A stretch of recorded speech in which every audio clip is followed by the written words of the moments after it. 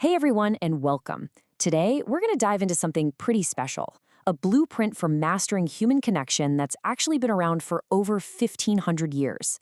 Think of it as a kind of social gravity, a way to build real influence and create relationships that genuinely matter. But first, let's talk about a problem I think we all feel. We are communicating constantly, right? We're texting, posting, DMing, talking. But how often do we actually feel a true connection? In this age of nonstop communication, why is it that so many of us feel more isolated than ever? Well, believe it or not, an answer might come from a place you'd least expect. This ancient text called the Yogacara Bhumi Shastra. It introduces a concept called the four means of gathering. Now, I want you to forget any idea of this being some kind of dusty religious dogma. A much better way to look at it is as a powerful psychological framework, a kind of social technology designed for building real, authentic bonds. So, here's our game plan. First, we're going to unpack the incredible power of loving speech.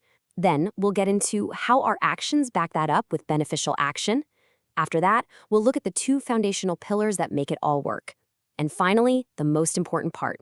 We'll talk about how you can take all this from just an idea to something you actually do in your life. All right, let's jump right into our first principle, loving speech. We really want to dig into the practical value of this. And let me tell you, this is so much more than just being polite or saying nice things. It's a very conscious, very deliberate practice for communicating in a way that builds trust and makes every interaction count. This text breaks this down into three really practical categories. First up, you've got comforting speech. This is as simple as asking someone how they're doing and then actually listening to the answer. Second is congratulatory speech, and this means genuinely celebrating with someone when something good happens to them, no matter how small. And third, there's beneficial speech, which is all about offering guidance that actually helps a person move forward. Now get this. This is what I find so fascinating.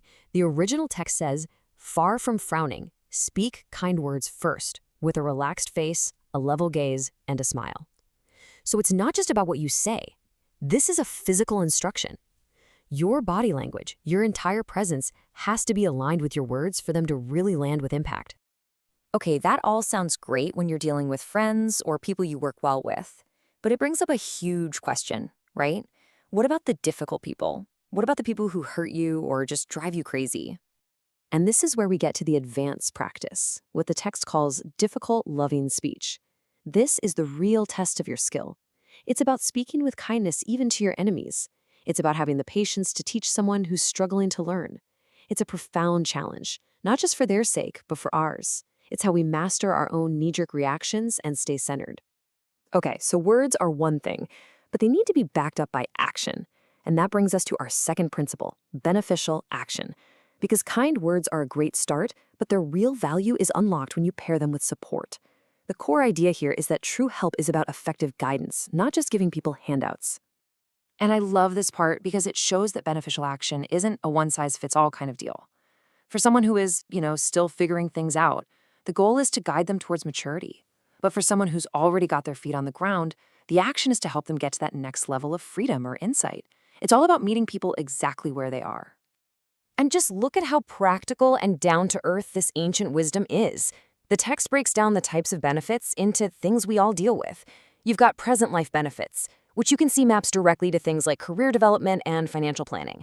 Then there are future life benefits. That's all about our spiritual growth and finding inner peace.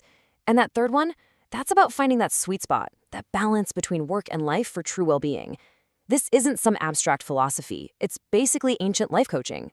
Okay, so we have loving speech and beneficial action. Awesome. But they're kind of like a table with only two legs. They're a bit wobbly on their own. For them to really work, they need to be supported by two foundational pillars. These are what give your words and actions their real power. So the first pillar is giving. Before you can really offer helpful words or actions, you have to create an opening through generosity. And this isn't just about giving money or things. It can be giving your time, your undivided attention, or even giving someone the courage they need to take on a challenge. Generosity is the key that unlocks the door. And that leads us to the second pillar, which honestly might be the most important one of all, working together. A better way to think about this is simply practice what you preach. It's the principle of authenticity. If you're going to advise someone on a path, you have to be walking that path yourself. This is all about integrity, and it's what builds that unbreakable trust. This quote just nails the psychology of it. When someone sees that you are actually living the advice you're giving, their internal monologue is something like, okay, this person is doing this too, so what they're telling me must actually be for my own good. Your actions completely validate your words and show your intention is sincere. All right, let's bring it all home now. We've looked at these 4 different parts, but the real magic happens when you see them working together as one complete system for how you show up in the world. So let's talk about moving from just knowing this stuff to actually doing it. So here it is, your social gravity toolbox. It all starts on a foundation of giving. From there, you build connection with loving speech. You make that connection solid with smart, beneficial action. And the whole thing is held together by the glue of authenticity, which is working together. It's a complete integrated system for creating positive change, not just in your relationships, but inside yourself too. So I'll leave you with this final thought. You don't have to master all 4 of these things at once. Just pick one. Which of these, giving, loving speech, beneficial action, or working together, can you choose to consciously practice just for today?